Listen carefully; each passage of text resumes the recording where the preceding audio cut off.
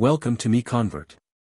In this tutorial, I will show you how to convert MB files to 3ds format, completely free and online.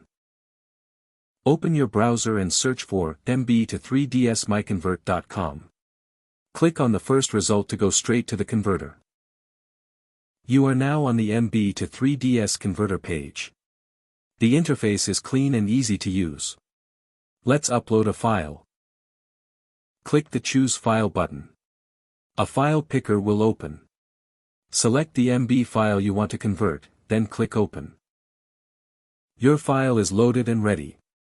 You can see the file name, size, and destination format. Click Convert now to start the conversion. The conversion is in progress. You can see the progress bar moving. This usually takes just a few seconds.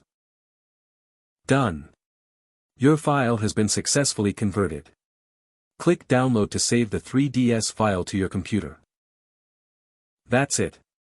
Visit MiConvert.com for more free conversion tools. Subscribe for more tutorials. Thanks for watching.